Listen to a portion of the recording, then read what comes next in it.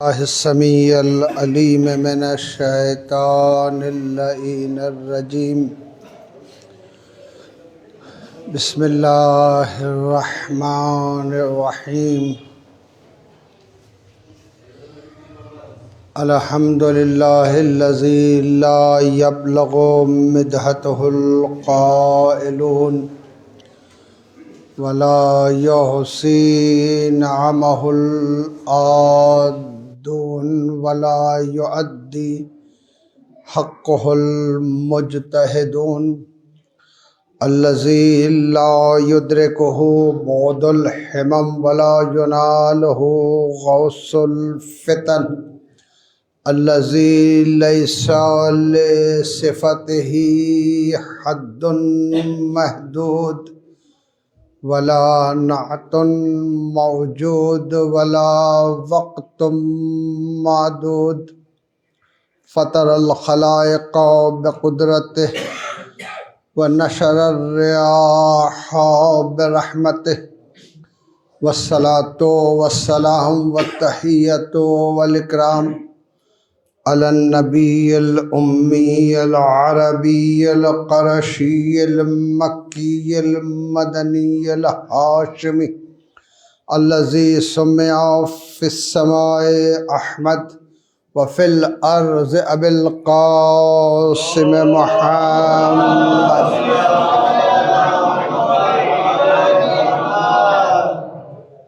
والصلاة والسلام والتحية والإكرام على أهل بيته الطيبين الطاهرين المعصومين المظلومين وصحبه المنتجبين على لعنة الله على أعدائهم أجمعين من يومنا هذا إلى قيام يوم الدين.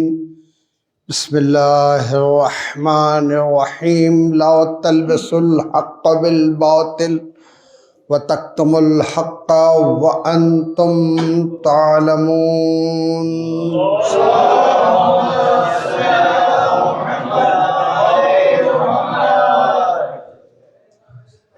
গত 2 দিন আলোচনায় এই বিষয়টা স্পষ্ট হয়ে উঠেছে যে ইতিহাসে কিছু সত্যকে আড়াল করা হচ্ছে এবং এই সত্যকে স্পষ্ট করা, আলোচনায় নিয়ে আসা, আদলের পক্ষে অবস্থান নেওয়া, জুলমের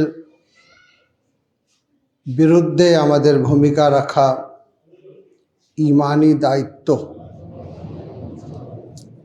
যদি আমরা হককে স্পষ্ট না করি তাহলে নিশ্চিতভাবে বাতিল হকের সাথে মিশ্রিত অবস্থায় অবস্থান করবে, যে কারণে হকের যে মহত্ব, যে গুরুত্ব, এর যে রেজাল্ট, এর যে প্রভাব, এর যে বরকত, তার থেকে কিন্তু আমরা বঞ্চিত হব এবং সেটাই হয়েছে। হযরতে মূসা, গতকাল এ বিষয়ে আলোচনা করেছি, 40 দিনের জন্য অনুপস্থিত হয়েছেন, যেন মূসাকে না মানা হয়, মূসার খোদাকে যেন মূল্যায়ন না করা হয়। কি করা হলো? একটি গরু বাছুর তৈরি করা হলো, যে হিকমতের সাথে সেটা আপনাদের জানা আছে। তার দিকে মানুষকে ধাপিত করা হলো। যদিও হযরতে মূসা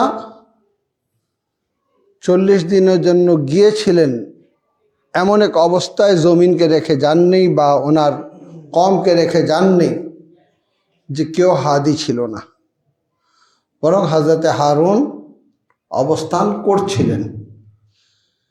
এরপর যখন দেখলেন এরকম একটি অবস্থার সৃষ্টি হয়ে গেল, তো হজরতে মুসা হজরতে হারুনের রিশে মোবারক ধরে যে তুমি থাকতে এমন হলো কেন? তো হজরতে হারুন বলেছিলেন কাদু আইয়াক্তালুনি, নিকটে ছিল যে আপনার কওম আমাকে হত্যা করত। কেন, যখন নফস নিয়ে সামনে চলে আসে তখন কিন্তু আর কোনো কিছুকে প্রাধান্য দেয় না। এটা হচ্ছে নফসানিয়াত। এখন সত্যকে ঢেকে রাখা কেন প্রয়োজন? কি হলো প্রয়োজন? এই জন্য যে জুলম, এর জন্য কোনো মাযহাবের প্রয়োজন হয় না। জুলমকে ঘৃণার দৃষ্টিতে দেখা এটা নেচারের মধ্যে রয়েছে। একটি মানুষ তার নেচারের মধ্যে এই বিষয়টা রয়েছে, সে জুলমকে ঘৃণা করে, হক ও হাকিকতকে গ্রহণ করে। জুলমের বিপরীত জাতি, জুলমকে ঘৃণা করা জাতিয়াতের মধ্যে অন্তর্ভুক্ত। এখন ঘটনা ঘটে গেল, এখন যদি এটাকে ঢাকা চাপা না দেওয়া যায়, তো যাদেরকে নেতৃত্বে আনার চেষ্টা করা হচ্ছে তা আনা সম্ভব না। এখন ঢাকা চাপা দিতে হবে। এই ঢাকা চাপা দেওয়ার দুটি কৌশল অবলম্বন করা হলো। এক, বানি উমাইয়ার যুগ থেকে নিয়ে আজ পর্যন্ত সত্যকে প্রভাবিত করা, সত্যকে ঢেকে রাখা, প্রয়োজনে তলোয়ার জোরে, প্রয়োজনে দিরহাম ও দিনারের মাধ্যমে, না হলে যে আহলে বায়ত রসুল খোদা সাল্লাল্লাহু আলাইহি ওয়া আলিহি ওয়াসাল্লামের উপস্থিতিতে যাদের অবস্থান এইরকম যে ফাতেমাতুজ জাহরা সালাওয়াতুল্লাহ আলাইহা আসলে তিনি দাঁড়িয়ে যেতেন, স্বয়ং নিজে ফাতেমাতুজ জাহরার দিকে কয়েক পা এগিয়ে ফাতেমাকে স্বাগত জানাতেন, হাসনাইনকে কাঁধায় বসাতেন, আলী ইবনে আবি তালিবকে এমনভাবে ভালোবাসতেন যে একটি পাখি রান্না করা ওনার কাছে আসছে, তিনি বলছেন যে সেই ব্যক্তিকে আল্লাহ তুমি আমার কাছে পাঠিয়ে দাও যে তোমার হাবিবকে এবং তোমাকে ভালোবাসে, এবং আল্লাহর হাবিব ও আল্লাহ তাকে ভালোবাসে। কে এসেছিল? হাদিস উত্তর একটি স্বীকৃত হাদিস, আলী ইবনে আবি তালিব, যে আলীকে রসুল খোদা বলেছিলেন আনতা মিন্নি বেমনজলতে হারুন মিন মুসা ইল্লা লা নবিয়্যা বাদি, যে আলী সম্পর্কে বলেছিলেন আনতা আখি ফিদ দুনিয়া ওয়াল আখিরা, যে আলী সম্পর্কে বলেছিলেন আনা মদিনাতুল ইলম ওয়া আলিয়ুন বাবুহা, যে হাসনাইন সম্পর্কে তিনি বলেছিলেন হাজানে ইমামানে কামা ও কাদা, যে হুসাইন সম্পর্কে বলেছিলেন হুসাইন মিন্নি ওয়া আনা মিনাল হুসাইন, যে হুসাইন সম্পর্কে বলেছিলেন হাজা হুসাইনুন ফারিফুহু। পয়গম্বর ইসলাম সাল্লাল্লাহু আলাইহি ওয়া আলিহি ওয়াসাল্লামের চলে যাওয়ার পর জামাল ও সিফিনে আলী ইবনে আবি তালিবকে কেমন কষ্টের সম্মুখীন করা হলো যে অনেকে এই ধরনের চিন্তা ভাবনা করা শুরু করলো যে হাত আলীর দিকে না হাত মুআবিয়ার দিকে। একটিও চিন্তা করেনি যে এক্ষুনি পয়গম্বর ইসলাম বিদায় নিয়েছেন, খুব বেশি দিন হয়নি। আলীর ফজিলত, আলীর সাদাকাত, আলীর ব্যক্তিত্ব, আলীর মহত্ব, আলীর জ্ঞান স্পষ্ট সকলের কাছে। কিন্তু তারা যারা লা ইলাহা ইল্লাল্লাহ মুহাম্মাদুর রাসূলুল্লাহ পড়ছে, তারা আলীর বিপরীত তলোয়ার নিয়ে উপস্থিত হয়ে গেল। কত দূরত্ব টার্ন নিয়েছে, হককে কিভাবে ঢেকে দেওয়া হচ্ছে। এখন যখন হয়ে গেল এরকম একটি যুদ্ধ, তাহলে যারাই রয়েছে তাদের অবশ্যই বলা উচিত আলী হাকে ছিলেন, মুআবিয়া বাতিলে ছিল। কিন্তু না, ঢেকে রাখার জন্য চেষ্টা শুরু হয়ে গেল। না, মুআবিয়া সাহাবিয়ে রাসূল, কাতিবে ওয়াহি, ঠিক আছে, নানা ধরনের ফজিলত। শুধু তার না, তার সন্তান ইয়াসিদের জন্য যে 1000 রাকাত নফল নামাজ পড়তো আপনারা শুনেছেন। কেন? আহলে বাইত আতহার আলাইহিস সালাতু ওয়াস সালামের যে ফজিলত, এটাকে দুই ভাবে ঢাকতে হবে। এক, রাবিয়ানে হাদিসকে নিষেধাজ্ঞা আরোপ করতে হবে যেন আহলে বাইতের শানে কোনো হাদিস না আসে। এখন এটা করার জন্য কি করতে হবে? সালমান থেকে হাদিস নেওয়া যাবে না, নিলেও খুব কম। জাবির ইবনে আব্দুল্লাহ আনসারী থেকে হাদিস নেওয়া যাবে না, নিলেও খুব কম। মেকদাদ থেকে হাদিস নেওয়া যাবে না, নিলেও হাতে গোনা কয়েকটা। আম্মারে ইয়াসির থেকে হাদিস নেওয়া যাবে না, নিলেও খুব সামান্য কয়েকটা। নবীদের স্ত্রীর মধ্যে সবচেয়ে জ্ঞানী ছিলেন উম্মে সালমা, উম্মে সালমা থেকে তেমন রেওয়ায়েত নেওয়া যাবে না, হাতে গোনা কয়েকটা। কার থেকে নেওয়া যাবে? যে সামান্য কিছুদিন রাসূলুল্লাহ সাল্লাল্লাহু আলাইহি ওয়াসাল্লামের জীবনের পেয়েছে, তার থেকে এত হাদিস। এক চেষ্টা হলো এটা আহলে বাইতে আতহারকে পর্দায় আড়ালে রাখার জন্য। দ্বিতীয়, আপনি কোথায় যাবেন? আপনি যাবেন হাদিসে খুঁজতে, যে দেখি আহলে বাইতের মর্যাদা কি, দেখি আহলে বাইতের ফজিলত কি। আপনি ওখানে খুঁজে পাবেন না। যখন পাবেন না, আল্লাহ রাব্বুল আলামিনের একটা ব্যবস্থা রয়েছে। প্রত্যেক যুগে ইমাম রয়েছেন, সে ইমামদের মাঝে, তার ইমামদের মাধ্যমে সত্য প্রকাশিত হচ্ছে। এবার আপনি ওদিকে যাবেন, দেখি হুসাইন সম্পর্কে আলী ইবনুল হুসাইন কি বলেন, দেখি আহলে বাইত সম্পর্কে মুহাম্মদে বাকর কি বলেন, দেখি আহলে বাইত সম্পর্কে ইমামে জাফর সাদিক কি বলেন।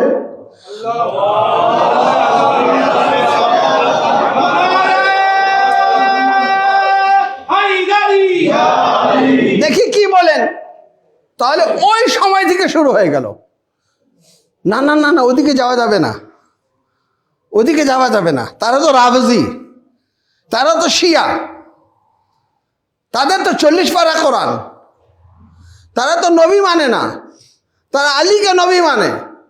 এখন যখন আপনি এইভাবে শুনবেন, কি করবেন আপনি? তাই ঈমান নষ্ট না হওয়ার জন্য না যাওয়াই ভালো, না যাওয়াই ভালো। আমার খুব ঘনিষ্ঠ বন্ধু একজন, তিনি বললেন, অনেকটা আমরা পড়েছি, কিন্তু ওস্তাদের সামনে মুখ খুলতে গিয়ে বলা হলো চুপ। মানহাজ হচ্ছে চুপ করে থাকা, ঠিক আছে? চুপ, যতটা সত্য জানো চুপ করে থাকো।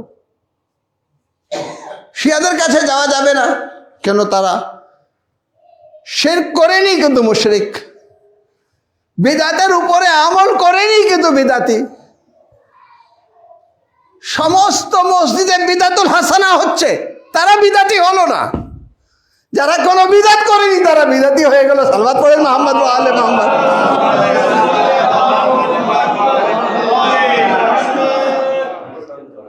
যারা বারবার বলে ইন্না শিরকা লা যুলমুন আযীম, আরে আমাদের তাওহীদ যদি দেখতে হয় তাহলে গিয়ে দোয়া কুমাইল পড়ো, বা দোয়া কুমাইলের মতন একটি দোয়া দেখাও আমাকে। সালাওয়াত পড়েন মুহাম্মদ ওয়া আলে মুহাম্মদ।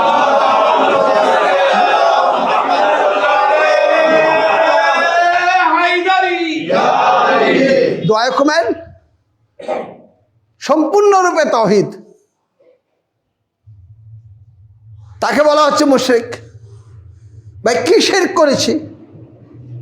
শিরকে জালি দেখাও, শিরকে খাফি দেখাও। জমিনের উপরে সেজদা করতে বলেছে, জমিন হচ্ছে মাটি, মাটির উপরে সেজদা করি, শিরক। আরে কোরআনের উপরে আমল করা যদি শিরক হয়, তাহলে আর কোথায় যাব আমরা? সালাওয়াত পড়েন মুহাম্মদ ওয়া আলে মুহাম্মদ।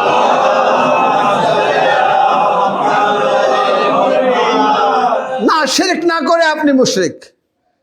বিদাতি না হয়ে আপনি বিদাতি, কাফের না হয়ে আপনি কাফের।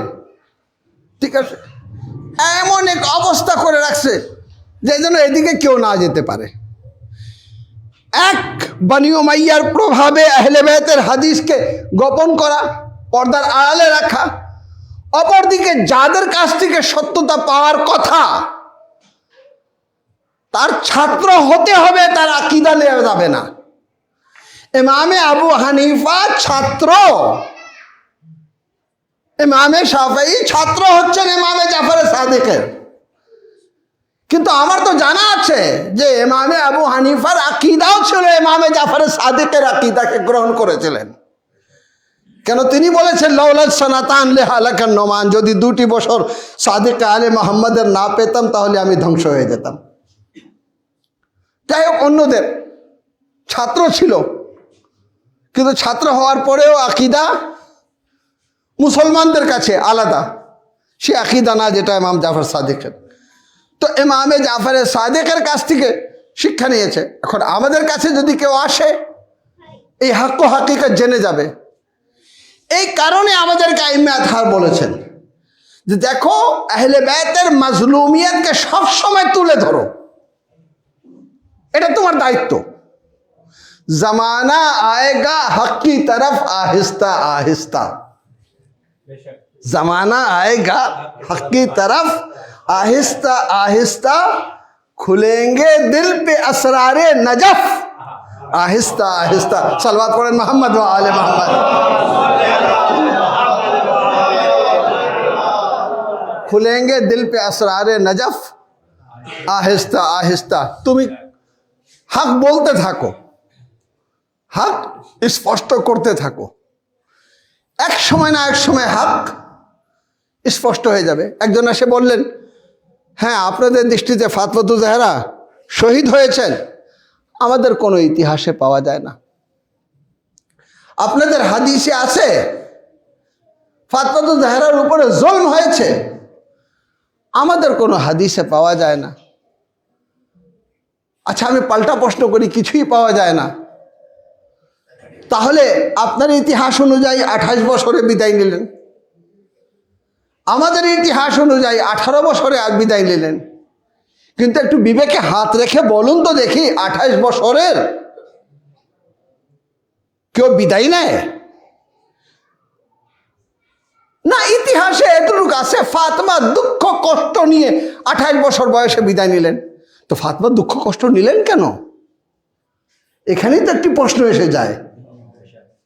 ফাতেমা যাকে রাসূল সম্মান দিয়েছেন, উম্মতের সম্মান দেওয়ার কথা, তাহলে কষ্ট কোথায়? হ্যাঁ, এতটুকু আসছে তো, এতটুকু ধরে আপনি আগান।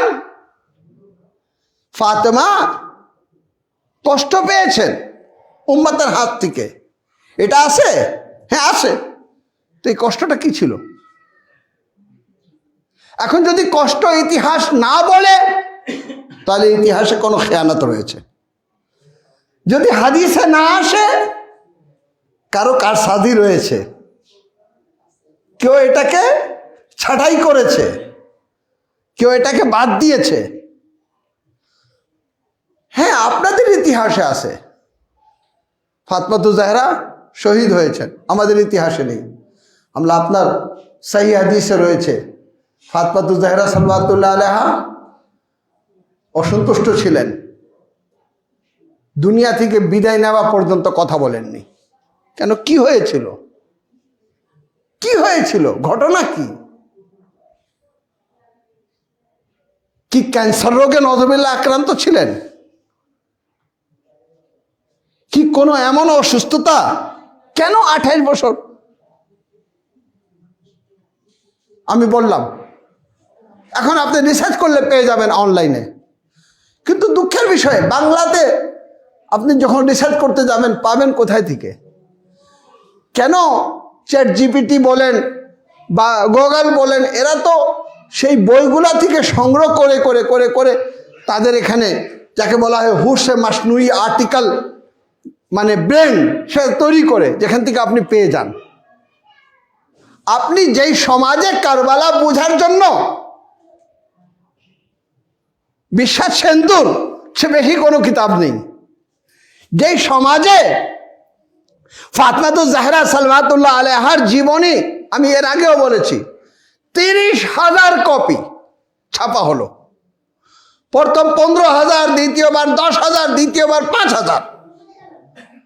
আমি যখন বাসে যাচ্ছি, একজন আর্মির অফিসার তার ওয়াইফ যখন বই নিয়ে আসছে বিক্রি করতে, তিনি ডাক দিয়ে বলে, এদিকে আসো। আসছে, তিনি ফাতেমাতুজ জাহরা সালাওয়াতুল্লাহ আলাইহার জীবনী তার কাছ থেকে কিনে নিলেন। সম্ভবত 300 টাকা দাম ছিল, শুধু 80 টাকায় দিয়ে গেল।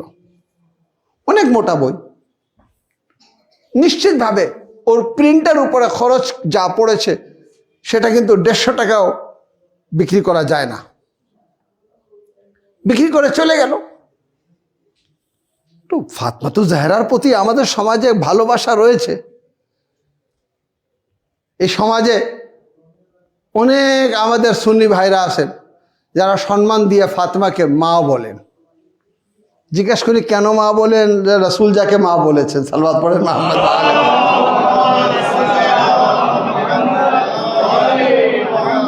রাসূল বলেছেন উম্মে আবিহা। এখন কিছু ওয়াহাবিরা আসছে, তারা প্রশ্ন করে, কি তোমার জন্মদাতা মা হলো কিভাবে? আরে তুমি জানবা কোথায় থেকে?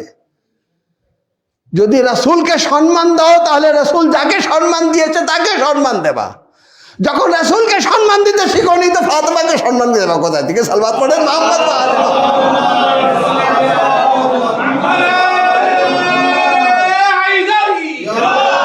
আমরা তার কাছ থেকে তো আশা করতে পারি না যারা রাসূলকে চিনতে পারেনি, যারা রাসূলের মারফত অর্জন করতে পারেনি। যাই হোক, আমি দেখলাম ওই ভদ্রমহিলা পড়তে পড়তে বইটা সামনে যে পকেট থাকে সিটের সামনে ওই পকেটে রেখে দিলেন। আমি একটু বললাম, আপা এই বইটা একটু কাইন্ডলি দেবেন। এখন আপা বলেছি, ভাই বলেছি, এটা আমার মনে নেই। সালাওয়াত পড়েন মুহাম্মদ ওয়া আলে মুহাম্মদ।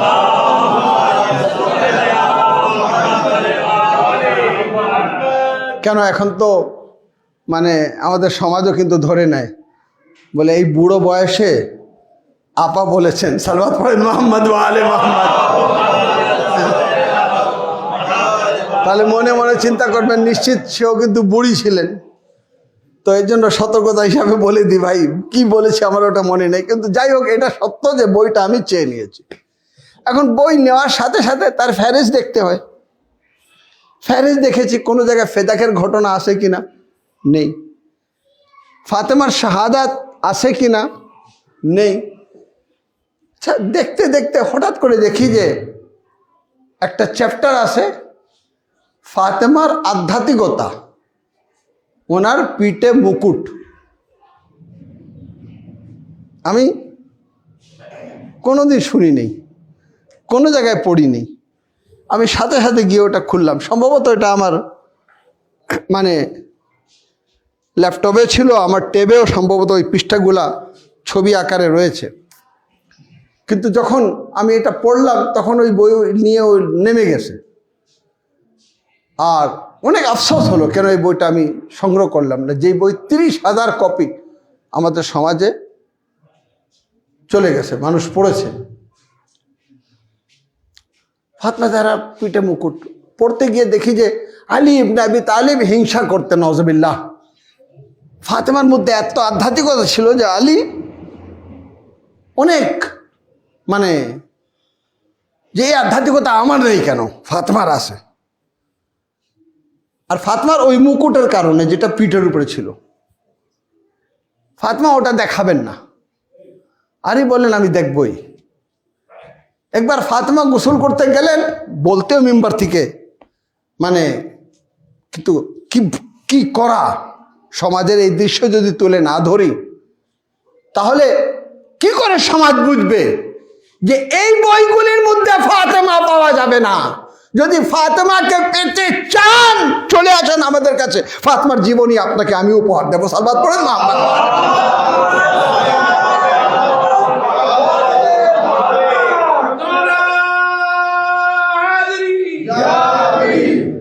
একটি গোসল করতে গেলেন, একটি ফুটা দিয়ে আলী দেখলেন। ফাতেমা বুঝতে পারলেন যে কেউ দেখছে।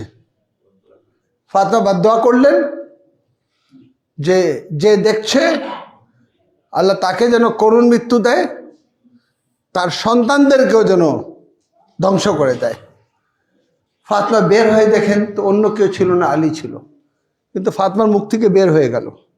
এই জন্য আলী এইভাবে করুণ মৃত্যু মসজিদে তিনি শহীদ হলেন। আর ফাতেমার বদদুয়ার কারণে হাসান ও হুসাইন শহীদ হলেন। এর চেয়ে ভালোভাবে ইয়াজিদ ও মুআবিয়াকে রক্ষা করা আর কোনো পন্থা ছিল না। সালওয়াত পড়েন মুহাম্মদ ওয়া আলে মুহাম্মদ। এই বইগুলো পড়ে আপনি ফাতেমাতুজ জাহরা জীবনীকে বুঝবেন না। সহিহ বুখারীতে একটি হাদিস যে ফাতেমা অসন্তুষ্ট ছিলেন। আল্লাহু আকবার। ফাতেমা বাজাতো মিন্নি মান আযাহা ফাকাদ আযানি। ফাতেমা আমার কলিজার টুকরো, ফাতেমা আমার রিসালাতের অংশ। যে ফাতেমাকে কষ্ট দিয়েছে, সে আমাকে কষ্ট দিয়েছে। ফাতেমা কষ্ট নিয়ে দুনিয়া থেকে গেলেন, আসে সেই বুখারীতে। ফাতেমা অসন্তুষ্ট ছিলেন। ফাতেমা আমাদের নারী সমাজের মতন ছিলেন না। একটি চেষ্টা বনি উমাইয়াদের দিয়ে ঢেকে রাখা, দ্বিতীয় চেষ্টা যে না আহলে বাইত সূর্যের মতন। গতকালকেও বলেছি, যদি গ্রহণ চলে আসে তাহলে কি হয়, আস্তে আস্তে আস্তে আস্তে মেঘ কাটতে থাকে। আর মেঘ যখন কেটে যায় তখন সূর্য আবার তার নূর ফিরে পায়। খুব বেশি দিন, খুব বেশি সময়ে অন্ধকার থাকে না। গ্রহণটা কেটে গেলে আর অন্ধকার থাকে না। সূর্যতে যখন একবারে সূর্যকে ঘিরে ফেলে তখন কালো হয়ে যায়। মুরগিও কিন্তু বাইরে আর থাকে না, দৌড় দিয়ে ভিতরে চলে আসে, বাইরে আর থাকে না, ভিতরে চলে। রাত হয়ে গেছে, কিন্তু রাত হয়নি, দিন রয়েছে। সূর্যের উপরে জমিন চলে আসছে, গ্রহণ। ঠিক আছে, কেটে যাবে, কেটে গেলে আবার সূর্য। তাহলে ওনারা তো সূর্য, ওনাদের নূরকে ঢেকে রাখা যাবে না, ওনাদের ব্যক্তিত্বকে ঢেকে রাখা যাবে না। না, তাহলে আরেকটি কাজ করতে হবে। কি হলো? জাল হাদিস তৈরি করতে হবে। হ্যাঁ, হাদিস আছে, যদি আমার ফাতেমাও চুরি করে আমি তার হাত কেটে দেব, আমি বলবো নাউজুবিল্লাহ, সাল্লাত পড়েন মুহাম্মদ ওয়া আলে মুহাম্মদ।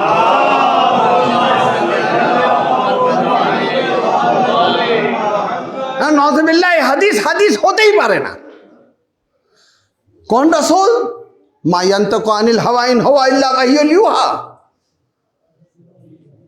যে নবী ওহী অথবা ওহীর দৃষ্টিকোণ থেকে কথা বলে, তিনি কি জানতেন না যে আয়াতে তাতহীর ফাতেমাতুজ জাহরা সাল্লাল্লাহু আলাইহার শানে আহলে বাইতের শানে অবতীর্ণ হয়েছে?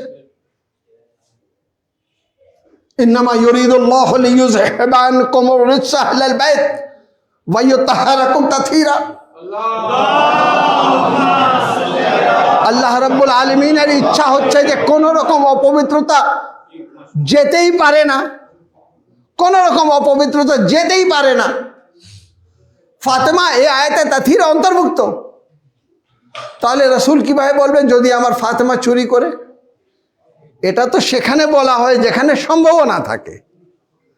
একজনের ক্ষেত্রে বলবো সম্ভাবনা থাকে যে সে এখন ভালো আছে, কালকে চুরি করতে পারে, কিন্তু যার স্বীকৃতি আল্লাহ রাব্বুল আলামিন নিয়েছে তার সম্পর্কে কিভাবে বলবেন? তো এই সূর্যকে কিভাবে নামায় নিচে আনা যায়, আহলে বাইতের নূরকে কিভাবে তার আলোকে কমিয়ে দেওয়া যায়, দেখা গেল এই ধরনের হাদিস নিয়ে আসা হলো। হ্যাঁ, হাদিস আছে, ফাতেমা বাজাতো মিন্নি মান আযাহা ফাকাদ আযানি। বলে হ্যাঁ, হাদিস আছে, আপনার এখানেও আছে, আমার এখানেও আছে। তা আমি বলবো ফাতেমা কলিজার টুকরো, ফাতেমা রিসালাতের অংশ। যে ফাতেমাকে কষ্ট দেয়, সে আমাকে কষ্ট দেয়? বলে না, এর প্রেক্ষাপট আলাদা। বলে কি? বলে একদিন রাসূলুল্লাহ সাল্লাল্লাহু আলাইহি ওয়াসাল্লাম বাসায় প্রবেশ করলেন, ফাতেমা অসন্তুষ্ট, জিজ্ঞাসা করলেন রাসূলে খোদা, ফাতেমা অসন্তুষ্ট কেন? তো বললেন, আবুল হাসান একটি সিদ্ধান্ত নিয়েছেন, যে সিদ্ধান্তর কারণে আমি অসন্তুষ্ট হয়েছি। আপনি দেখেন, আলী ও ফাতেমা আহলে বাইতের, ঠিক আছে, ব্যক্তিত্ব অন্তর্ভুক্ত। আলী থেকে ফাতেমা অসন্তুষ্ট হবেন বা ফাতেমা থেকে আলী অসন্তুষ্ট হবেন, আমাদের মতন পরিবার না, ওই পরিবারে এ ধরনের ঘটনা ঘটতেই পারে না যে ফাতেমা আলী থেকে অসন্তুষ্ট হবেন, আলী ফাতেমা থেকে অসন্তুষ্ট হবেন। তাদের জীবনই হচ্ছে পুরো কায়নাতের জন্য, এটা ঘটতেই পারে না। কিন্তু যেহেতু চলে আসছে, কি করতে হবে? এটাকে ডাইভার্ট করতে হবে। এখন যদি বলি ফাতেমা বাজাতো মিন্নি মান আযা, যে ফাতেমাকে কষ্ট দিয়েছে, তাহলে তো চলে আসতেছে কষ্ট কে দিয়েছে? না, এটা ঘোরাতে হবে। কি ঘোরাবেন? রাসূলে খোদা বললেন, ফাতেমা তুমি অসন্তুষ্ট কেন? বলে অসন্তুষ্ট হওয়ার কারণ এটা যে আবুল হাসান অর্থাৎ আলী সিদ্ধান্ত নিয়েছেন আর একটা বিয়ে করবেন, তাও কি আবু জাহেলের কন্যাকে। তো আমি বলবো, এখন আমাদের বাংলাদেশে খুবই আলোচিত বিষয় একাধিক বিয়ের। একটা মেয়ে চ্যালেঞ্জ করে বসছে, অনেক আলিমরা তার জবাব দিচ্ছেন। তো যাই হোক, এখন আমি জিজ্ঞাসা করি, হযরত আলী যদি বিয়ে করতেন, ফাতেমা জাহরা কি কোরআন জানতেন না? কোরআনের মুআল্লিমা ছিলেন না? তিনি জানতেন না যে পুরুষদেরকে 4টে বিয়ের অনুমতি কোরআন দিয়েছে যদি আদল কায়েম করতে পারে? ফাতেমা কি সাধারণ মানুষের মতন, সাধারণ নারীদের মতন অসন্তুষ্ট? আচ্ছা, অসন্তুষ্ট আবার কেন? তিনি আবু জাহেলের কন্যাকে বিয়ে করতে যাচ্ছেন। তখন হযরত আলী বললেন, আচ্ছা আমি দেখি। গেলেন, যাই দেখলেন যে মসজিদের মধ্যে শুয়ে রয়েছেন এবং ধুলাবালু লেগে রয়েছে। তখন বললেন, আবু তরাব। ওইখান থেকে আবু তরাব হলো, যদিও আবু তরাব এখান থেকে হয়নি, ও সঠিক ইতিহাস আমাদের জানা আছে। কেন? রাসূলে খোদা বলেছেন, আনা ওয়া আলিয়ুন আব্বা বিহাযিহিল উম্মাহ, আমি ও আলী এই উম্মতের অভিভাবক। আসমানে যা কিছু রয়েছে, আনা আব্বা বিহাযিহিস সামা, আমি যা কিছু অর্থাৎ 1,24,000 আম্বিয়া এবং যতগুলা গেছে সবার অভিভাবক আমি, এবং জমিনে যারা রয়েছে তার অভিভাবক আলী। সাল্লাল্লাহু করেন মুহাম্মদ ওয়া আলিহি।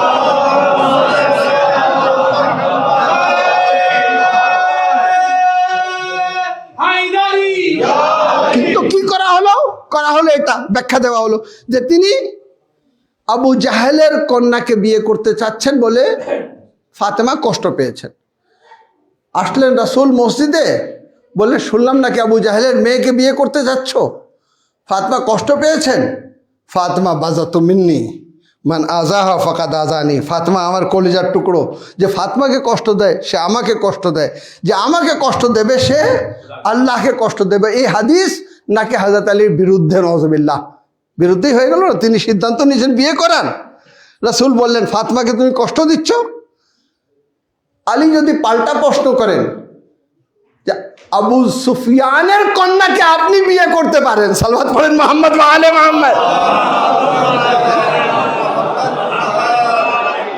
কেন? সত্য ইতিহাস। আপনি একাধিক বিয়ে করতে পারেন, আমি পারবো না কেন? আর ফাতেমা শরীয়তের বাইরে গিয়ে অসন্তুষ্ট হবেন কেন? কিচ্ছু না, এই হাদিসের মর্যাদাকে কমিয়ে দেওয়া, যেন ফাতেমাকে কষ্ট কে দিয়েছে এটা যেন দৃষ্টি ওদিকে না যায়। তাহলে কি করা হলো? যদি আমার ফাতেমাও যদি চুরি করতেন, আমি হাত কেটে দিতাম। ফাতেমা বাজাতো মিন্নি, ফাতেমা আমার কলিজার টুকরো, এটা তো আলী কষ্ট দিতে যাচ্ছিলেন। তাই তো হাদিসের মোটিভগুলোকে যেগুলো রয়ে গেছে সেগুলোকে ঘুরাই দেওয়া হলো, যেন হক ও হাকিকতের দিকে আসতে না পারে। কিন্তু যারা আহলে হক, তাদের কাছে প্রশ্ন, 18 বছর বয়সে চলে গেলেন কেন? তাদের কাছে প্রশ্ন। যদি বলা হয় আরেক ইতিহাস অনুযায়ী 28 বছর, তাহলে 28 বছরে কি দুনিয়া থেকে বিদায় নেওয়ার কথা? তারপরে যে তিনি অসন্তুষ্ট ছিলেন এবং মৃত্যুর আগ পর্যন্ত কথা বলেননি। শুধু এটাই না, আজকে আমরা জান্নাতুল বাকিতে গিয়ে ইমামে হাসানে মুজতবা আলাইহিস সালামের কবর চিহ্নিত করা জান্নাতুল বাকিতে। আজকে ইমামে হুসাইনের কারবালায় কবর চিহ্নিত করা, নজফে হযরত আলী আলাইহিস সালামের কবর চিহ্নিত করা।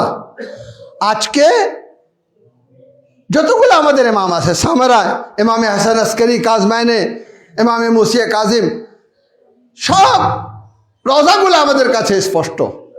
কিন্তু একটি কবর রয়েছে যেটাকে রাতে অন্ধকারে তৈরি করা হলো, সেটা ছিল ফাতেমা জাহরা সালাওয়াতুল্লাহ আলাইহা। ওয়াসিয়াত করেছিলেন আলী ইবনে আবি তালিবকে যে আমাকে রাতের অন্ধকারে দাফন করবা। ইতিহাস বলছে কোনো দিন যুদ্ধের সময়ও আলী কিন্তু পড়ে যাননি,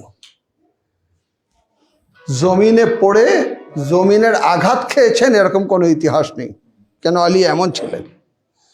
কিন্তু যখন হযরতে ফাতেমার শাহাদাতের খবর তিনি পেয়েছেন, আলী ইবনে আবি তালিব মদিনায় পড়ে গেলেন, জমিনের উপরে বেহুশ হয়ে গেলেন, বেহুশ হয়ে গেলেন। হোশে আসলেন, বাইতুল শরফে এসে সবাইকে বললেন কন্দন করতে গেলে আস্তে কন্দন করবা। মওলা কেন? মওলা এরকম একটা বিষয়, হুসাইন তার মায়ের উপরে কন্দন করবেন, হাসান তার মায়ের উপরে কন্দন করবেন, বুক পেটে কন্দন করবেন, যেন ধৈর্য ধারণ করার ক্ষমতা বেড়ে যায়। আস্তে কেন? বলে ফাতেমার ওয়াসিয়ত রয়েছে, রাতের অন্ধকারে দাফন করবা, যারা আমার শত্রু তারা জানাজায় শামিল হতে না পারে। আল্লাহু আকবার। হাতে গোনা কয়েকজন সাহাবী ছিলেন, সালমান ছিলেন, আবু যর ছিলেন, মিকদাদ ছিলেন, হাতে গোনা কয়েকজন সাহাবীর নাম আসছে। হাসানকে বলছেন আস্তে আস্তে কন্দন করবা। কেন? ফাতেমার ওয়াসিয়ত রয়েছে। মওলা আর কি ওয়াসিয়ত রয়েছে? বলে আরো একটি ওয়াসিয়ত রয়েছে যে আলী আমাকে তুমি গোসল দেবা। আল্লাহু আকবার। নারীদের গোসল করার ক্ষেত্রে নারীরা গোসল দিয়ে থাকে, ফিজা দিতে পারতেন, উম্মে আয়মান দিতে পারতেন, কিন্তু কিছু রয়েছে যাকে তিনি গোপন করছেন। এ আলী, এ আবুল হাসান, তুমি আমাকে গোসল গোসল। উম্মে আয়মান পানি দিচ্ছিলেন, আর গোসল দেওয়ার সময় একবার আলী মুর্তজা নিজের চিৎকার করে কেঁদেছেন। সালমান জিজ্ঞাসা করছেন আবুল হাসান, আপনি তো মওলা, আপনি তো সবাইকে বলেছেন আস্তে কন্দন করো, আপনি নিজে জোরে কাঁদলেন। বলে গোসল দেওয়ার সময় আমি দেখেছি আমার ফাতেমার পা জোড়ের হাড় ভেঙে গেছে।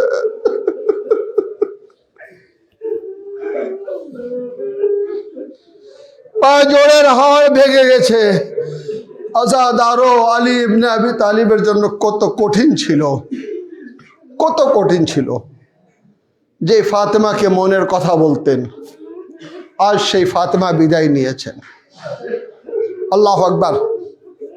একজন বক্তা বক্তৃতা দিচ্ছিল, মজলিস পড়লো যে ফাতেমার পাঁজরের হাড় ভেঙে গিয়েছিল।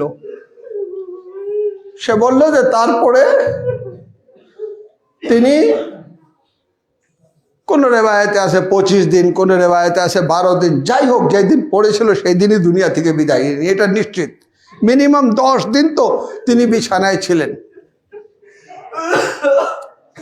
আর হঠাৎ করে একদিন তিনি বললেন আমাকে সাহায্য করো। বিছানা থেকে উঠলেন, নিজেই গোসলখানায় প্রবেশ করলেন, গোসল করলেন। আসে দেখেন যে ওনার বিছানা তুলে দেওয়া হয়েছে। বললেন উম্মে আয়মান, আমার বিছানা তুলে দিয়েছো কেন? বলে বিবি আপনি তো সুস্থ হয়ে গেলেন, না বিছানা বিছিয়ে দাও, আমার জিকির শুনতে থাকো, যতক্ষণ পর্যন্ত জিকির করতে থাকি ততক্ষণ পর্যন্ত আমার রুমে প্রবেশ করবা না। যখন আমার জিকির বন্ধ হয়ে যাবে তখন এসে আমার মুখ ঢেকে দেবা। হাসনাইন বাহির থেকে আসলে এই ফিজ্জা আগে হাসনাইনকে খেতে দেবা, তারপরে বলবা মা নেই, আজাদারো। এইভাবে ফাতেমা ওয়াসিয়ত করলেন। এই ঘটনা যখন বলছিল, বলার পরে মজলিস শেষ হয়ে গেল, সকলে কন্দন করেছে, কন্দন করার পরে সকলে মজলিস শেষ হয়ে গেল, কিন্তু একজন বসে চিৎকার করে কাঁদছে, তার কন্দন থামছে না, থামছে না। সবাই তাকে বলে, ভাই ধৈর্য ধরো, ফাতেমার মা সাহেবের জন্য তুমি কেঁদেছো, আর কেঁদো না, এখন ধৈর্য ধরো। আরো যখন সেই কান্না অব্যাহত রেখেছে, মৌলানাকে বললেন, আপনি যান, একটু ওনাকে সামাল দেন, উনি অনেক কাঁদতেছে। ফাতেমাতুজ জাহরার মা সাহেব শুনে যখন আসছে তার কাছে, বলল, ভাই আরে ফাতেমার মা সাহেবে আমরা সবাই কেঁদেছি, সারা জীবন কাঁদবো, তো তুমি এত কন্দন করতেছে কেন? বলে, আমি একজন চিকিৎসক, আমি জানি পাঁজরের হাড় ভেঙে গেলে কি হয়। আল্লাহ আল্লাহ, আপনি কি বললেন পাঁজরের হাড় ভেঙে গেছে? এর অর্থ হলো নিঃশ্বাস নিতেও কষ্ট হতো, নিঃশ্বাস ছাড়তেও কষ্ট হতো। আল্লাহ আল্লাহ, বিবি এই কষ্ট নিয়ে দুনিয়া থেকে বিদায় নিয়েছেন। আজাদ আরো, আজাদ আরো। ফাতেমাতুজ জাহরা কে কাফন পরিয়ে যখন নিয়ে যাচ্ছেন দাফন করার জন্য, আমরা কেউ জানি না কোথায় দাফন করেছেন। রেভায়েতে যে ইঙ্গিত গুলা রয়েছে, কেউ জান্নাতুল বাকিতে দাঁড়িয়ে বলে, আসসালামু আলাইকা ইয়া ফাতেমাতুজ জাহরা, কেউ রাসূলের হুজরা দিকে দাঁড়িয়ে বলে, আরে কেউ মিম্বারও কবরের মাঝে যে জায়গা যাকে রওজাতুন মিন রিয়াজিল জান্নাহ বলেছে, ওখানে দাঁড়িয়ে বলে, আসসালামু আলাইকা ইয়া বিনত রাসূলুল্লাহ। আরে কেউ জানে না ফাতেমাকে কোথায় দাফন, কিন্তু জান্নাতুল বাকিতে একটি সেন্টেন্স রয়েছে, আজাদ আরো গিয়ে দেখবেন জান্নাতুল বাকিতে রয়েছে, ইয়া রাসূলুল্লাহ। দাফন করার সময় তিনি রাসূল খোদাকে ডাক দিয়ে বলেছিলেন, ইয়া রাসূলুল্লাহ, আপনার ফাতেমার কাছ থেকে শুনবেন কি হয়েছে।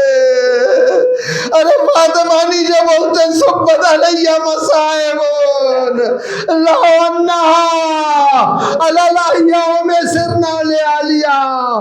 এ বাবা, যে মুসিবত আমার উপরে ফেলে দেওয়া হয়েছে, যদি প্রকাশ্য দিনের উপরে পড়তো, রাতের অন্ধকারে পরিণত হতো। বাবা, আমার মহসিন নেই, আমার পাঁজরের হাড় ভেঙে গেছে। আজাদ আরো শুনবা, আলী বলছেন, ইয়া রাসূলুল্লাহ, আলী লজ্জিত, ফাতেমাকে সহি ও সালিম নিয়েছি, এমন এক অবস্থায় দাফন করছি যখন পাঁজরের হাড় ভেঙে গেছে। আমি বলবো, মওলা, এটা আপনার আহলে বাইতের ইতিহাসে প্রথম ঘটনা, কিন্তু আরো ঘটবে। আজাদ আরো হুসাইনের শাহাদাতের পর আরে লাশের উপরে ঘোড়া ধরানো হয়েছে। আরে সৈয়দে সাজ্জাদ বলছেন, আমি যখন লাশে পৌঁছেছি তখন লাশ পাইনি, লাশের টুকরো এক জায়গায় করে একটি পাটিতে রেখে ছোট একটি কবরে দাফন করেছি। হাজা কবরে হুসাইন কতলাত শানা। ইন্না লিল্লাহি ওয়া ইন্না ইলাইহি রাজিউন। রাজান বিকাযাইহি ওয়া তাসলিমান লিআমরিহি। মাতামে হুসাইন।